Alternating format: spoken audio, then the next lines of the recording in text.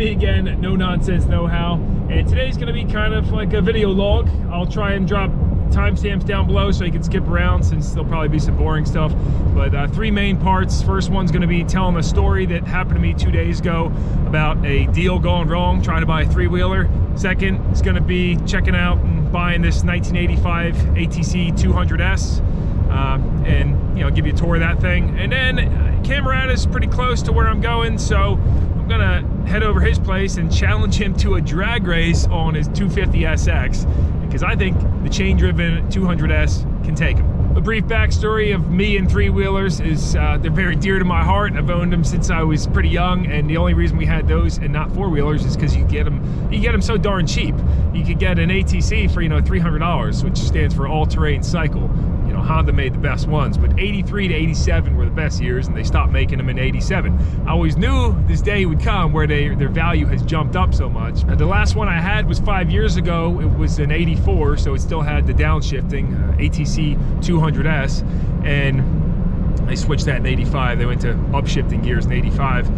But I paid $450 for that, and then I think I sold it 6 months later for like $600. You know, that's what they were going for. Anyway, so in present time, the three-wheeler craze is in full effect. And I'm looking the other day, I find an ATC200m asking $1,500. It's 2 hours away, but the guy seemed nice. He did have a bunch of other three-wheelers, which is kind of a red flag. You know, he's a dealer, but there's not a lot on the market right now, and it looked pretty clean in the pictures.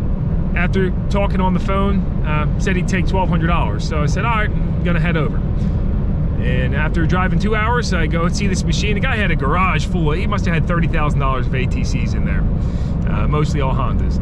And checking the machine out, there was quite a few things he didn't mention, like, you know, the exhaust had been repainted over the rust, and the wheels are repainted sloppy, and the axles were painted, and just some kind of hack stuff. And then driving it, two of the wheels seemed bent, wobbly. You could see the transmission clutch cover was off. There was like silicone globbed around. Some things I asked him about, and whatever. So I say, any chance you'd go 1,100? Try being as nice as pie. I mean, everything's going good up to this point. And then he says, "You get the F off my property right now." And I'm like, whoa, I'm so sorry I offended you, man. I didn't mean to do that. I'm sorry. Pull out $1,200 in a clip. You know, here you go, dude. I'll take the machine. Absolutely not. Get the off my property right now, dude. You got to go. And I don't even know what to do at this point, but I really did still want the machine, so I'm being as nice as I can and saying, dude, I am so sorry. Like, I didn't mean to offend you. I didn't mean that at all, and I'm sorry. It's just second nature to be negotiating with me. I'm sorry. Tell you what, to make it up, I'll give you an extra $50. Here's $1,250, dude. And still, no dice. You got to go right now, dude. Get out of here. You're getting aggressive with me. So, long story short, I kind of flipped after a minute or two of being nice and apologetic, and I flipped to being a jerk off right back to him, because that's a complete jerk move. I mean, negotiating is an acceptable practice, and you know, all you gotta say is, nah, the price is firm. You don't want to go home. Okay, great. Here you go. Here's the money. Anyway, that sucked, and I was the one who lost out in the end. About 5 hours total and some gas money. But now I'm on my way, driving a half hour further to look at an 85 200S. The guy's asking $1,800. We talked. He said he'll take $1,600. All right, well, this is Julius. How you doing? What's up, man? I told him I was gonna pull my camera out, and we're gonna go take a look at this thing. So this is it here. So you said this is 84 or 85, right? 85. 85, cool.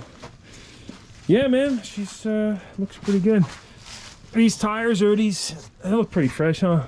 Yeah, man, can't do some new ones on it for me. Nice. Crack in the plastic bag here. Original seat cover. Let's see what that looks like. Yeah, it's got some rust in the tank. I guess let's fire this thing up if that's cool. Or have you had it running recently, or? Probably like not even a week ago. Okay. Throw it around the block. I don't drive it much. Got you. Got a lot of snow here. But it's supposed to be nice this week. Pop this up real quick. Yeah, sweet, look at that. It's got a toolkit in it there. Yeah. I think that's like the original one. I love that decompression. Let me see real quick.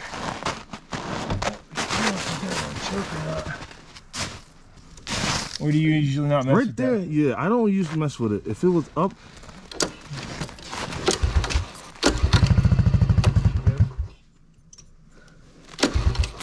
Yeah, it's probably up for choke then. I usually don't mess with it.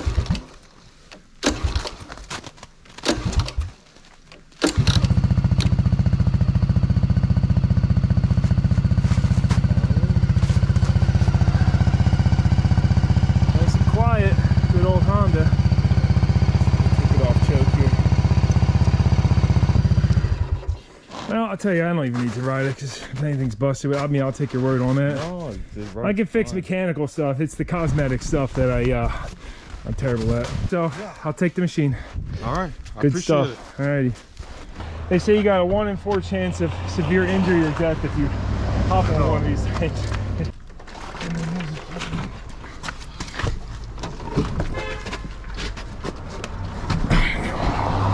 All right, Julius. All right, Chris. Pleasure meeting you, man. Yeah, you too, man. Look forward to your channel out, man. You'll see this thing cruising around again. So yeah, Can't wait. I appreciate it. Enjoy your day, man. Yeah. Thanks a lot. Stay safe out here. Look at that, she fits nice and snug in the back of the truck. Julius was a really nice guy, and I'm happy with my purchase. It's all factory, which is great to see. You know, it ain't perfect, but let's see if Andrew's still down to do some riding. Just got to his place, and he's actually on his way back from snowmobiling right now, but this gives me a good opportunity to take a good look at this thing, and you know, before it gets dark. One of the things I love about three-wheelers is the ease of loading and unloading them. I mean, especially a little tiny one like this. It's really a one-man job. Oh yeah. Yes. So doing a quick cosmetic walk around, you can see the 200S does have front suspension, but it's not much of anything. And you know, the drum brakes in the front, which actually don't work on this. He did tell me about that, so it probably just needs new shoes. The rear brakes do work though. We'll just do a quick walk around tour. Pretty clean for an 85, honestly. It really is. This one crack, I'm gonna have to try to look some videos up and see if I can fix that or brace that from underneath. Hopefully it doesn't get any worse riding today. It's got the enclosed chain on it, factory exhaust with the resonator still in it, drum brakes in the rear, enclosed drum brakes. Thing about these two is once you go through like a water hole, the brakes never work on them. But yeah, just taking a look, it's got the neutral indicator too, and you know, some patina. I think that'll clean up nice though. Front's no cracks in that front fender.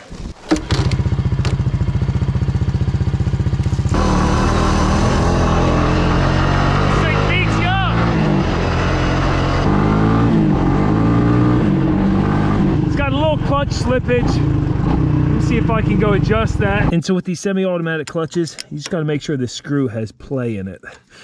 14 millimeter on this lock nut, and then hold the center with the flathead. Loosen that lock nut. Let's see what we got. Yep, screw is tight. So what you do is turn it clockwise until it has play, like so. Then you turn it back until you have slight resistance, and then basically go a scotch. Sorry about this camera angle; it's kind of fuzzy, I think. But let's go a scotch clockwise, and then center back down, and you should have some clutch free play now. And I bet you they don't slip. No slippage. Feels nice and good. Just needs a little bit of adjustment. So his 250 SX is not starting up, and we're gonna try bump starting it now. It's cranking over solid, but now it's got air in the tires. That helps. yeah. How long has it been since you ran this? Last spring. Last spring? Coming up on a year. So coming on up on a year. We did drain the carburetor too, and the fuel on the bottom was real nasty. But yeah, maybe we get lucky. Maybe it'll fire right back up. Surprised that, I mean, the battery's solid. Oh, boom! There she goes. There it is. We were literally starting. Yeah, it just needed air in the tires. Yeah, that was it. It balanced out the fuel bowl. Yeah. What were we trying to start that for? 15 minutes probably?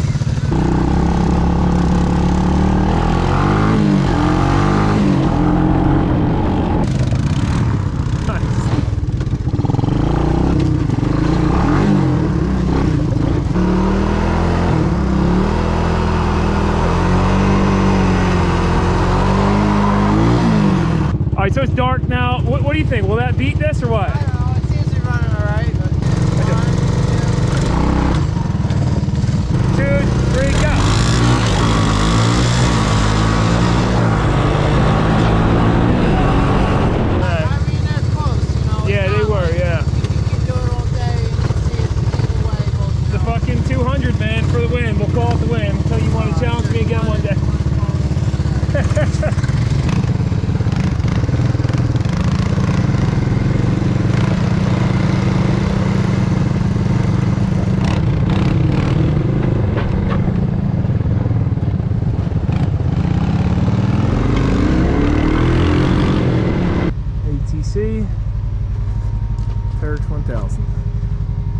Think about it, you just mash that gas pedal to the floor. Yeah, things got balls. Sure. Unbelievable how smooth even the engine is in it.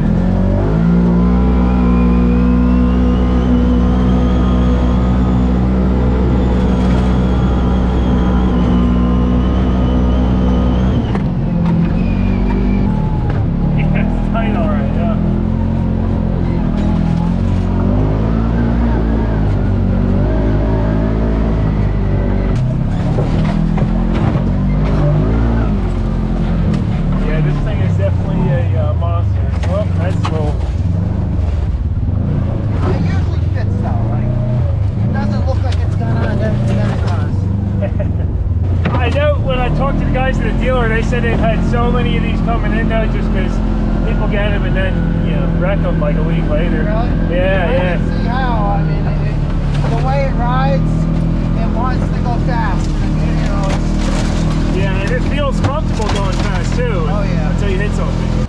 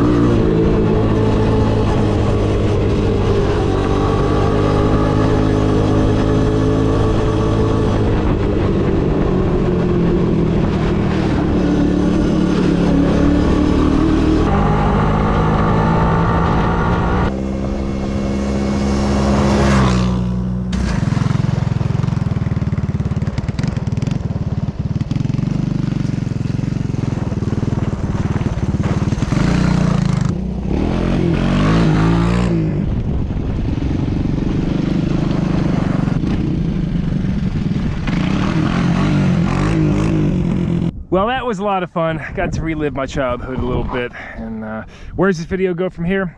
Well, I think I'm gonna bring it home, get her cleaned up a little bit. By that, I mean just kind of taking the mud off. I'm not gonna worry about the rust or anything. And I'm gonna try to cram her down in my basement and then go find a few other three-wheelers. So that way she doesn't get, you know, rusted away outside.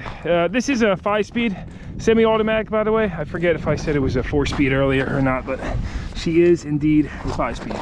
Doesn't have the dual range transmission though, like I think the 200M has that. But the 200S is a wonderful machine.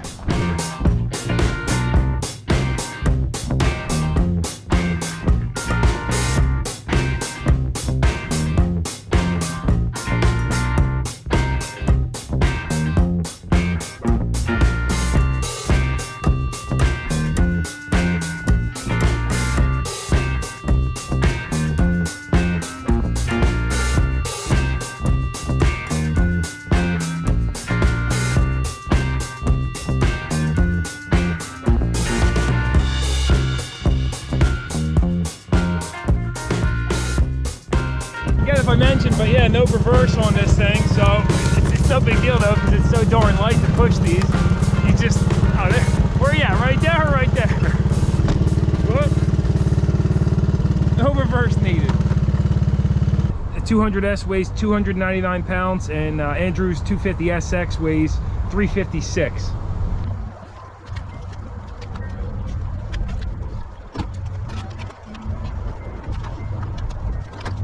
She she fits, she ships, right? However that saying goes. Basically stripping her down some. I'm gonna take the carb off so I can go through that too. It's pretty cool. The carburetor attaches to the air box right here, and then the air box gets its air from the frame all the way up top here. That's pretty awesome.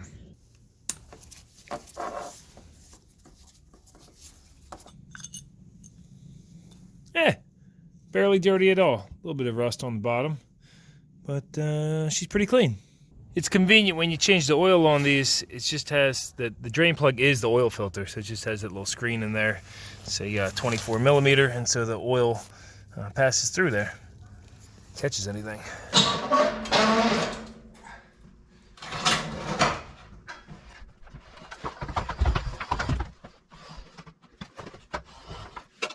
Fits in the basement.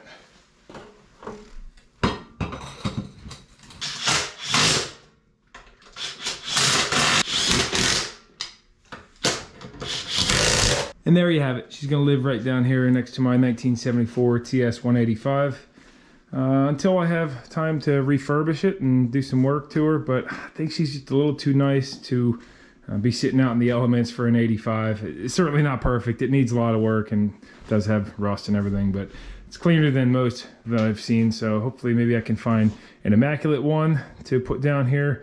I'll refurbish this one and then also find a beater to rip around on and have fun with. But yeah, I'll clean the rust out of that tank and redo the seat and a bunch of other stuff. So that concludes the video about buying a 1985 ATC200s. Or at least I think it does. Guess I got a problem because I just picked up another ATC last night. This one's also a 1985 and it's the 200M, so it's got the electric start. Originally I was thinking the M's have the dual range, but that's only, I guess, the 200 ES. So you can see doing a walk around, she's in pretty nice shape. He did put brand new tires on it just recently. Front brakes work, the rears do not, so I'll have to look into that. The pull starts needs to be maybe cut down or rewound a little bit. And it looks like that the head gasket might have a tiny trickle of oil coming out of there. Got a little exhaust leak too, and might need some carb work. But overall, you can see she's in pretty nice shape, and I like that it has the original fenders, even though they're not perfect. Seat covers a little cracked. The wheels were painted, but they look pretty nice. Guess he probably did that when he did the tires. As far as price, I did pick this one up for, the heck did I give him out? $15.50 on this one. So more than I'd like to pay for these things, but you know what? Hey, if you find a good deal, go scoop them, because it seems they're selling for crazy numbers. I do like that it has a much deeper storage in here, and so the exhaust, unlike the 200S, the 200S comes out the center, and this one comes out on the side. But you can see the chain guard and all that's in real nice shape. Not sure what's up with the brakes. Probably just need some shoes, honestly, or maybe even just adjustment. But yeah, that is the 200M. Let me fire her up. It doesn't have a battery in it. I'll show you the inside. The inside of the tank does have rust on this one too. Guess you can't really see that light, but it's not as bad as the other one. It has the choke up on the bar, so if I go ahead and throw it on, it should fire right up. Let me put this down.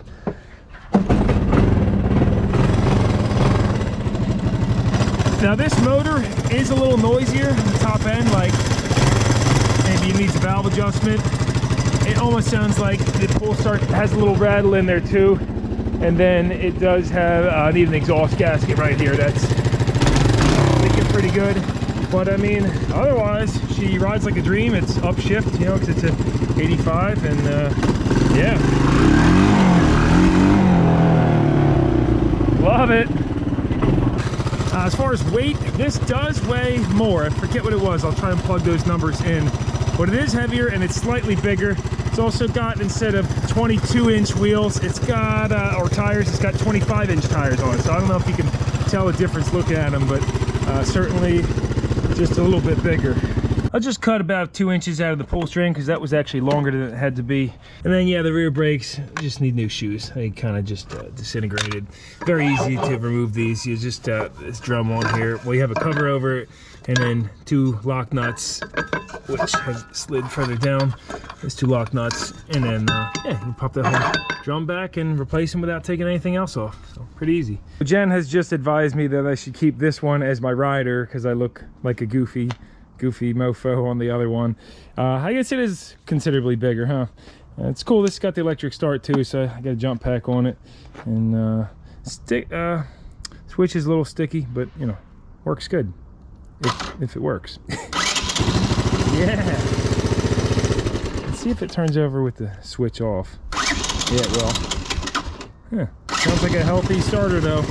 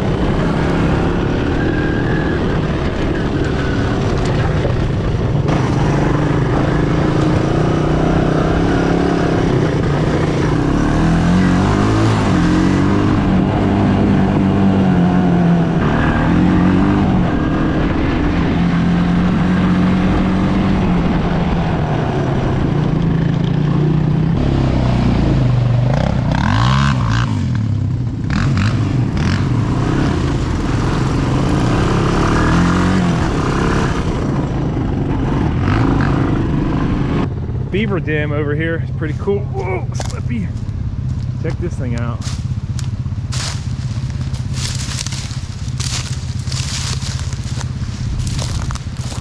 Wow, that's like it's a good 2.5 feet, I'd say.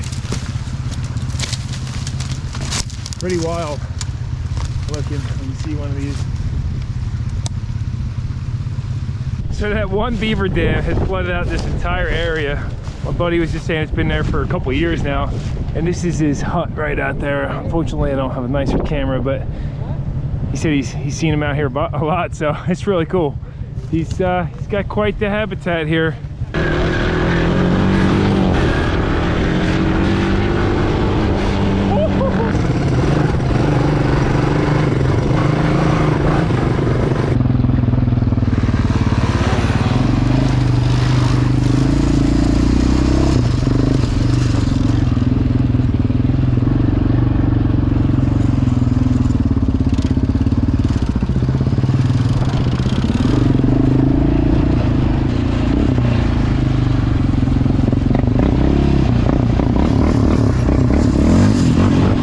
And that wraps this video up. Definitely went on a lot longer than I thought it would. I had a blast riding this 200M, and I think I'm going to keep this as my primary rider. I'm hoping to find a cleaner one like I already said, so if you got a clean ATC for sale, you know, 350X, 250R, one of those, or even a really clean 200ES, let me know. Shoot me a message. That would be killer, and I'd make a video on it. If you watched this far, I appreciate it. Consider dropping the thumbs up if you did, or checking out the channel, and thanks a lot. This has been a no-nonsense, know-how video, even though it did not have a lot of know-how in it. Thanks, guys.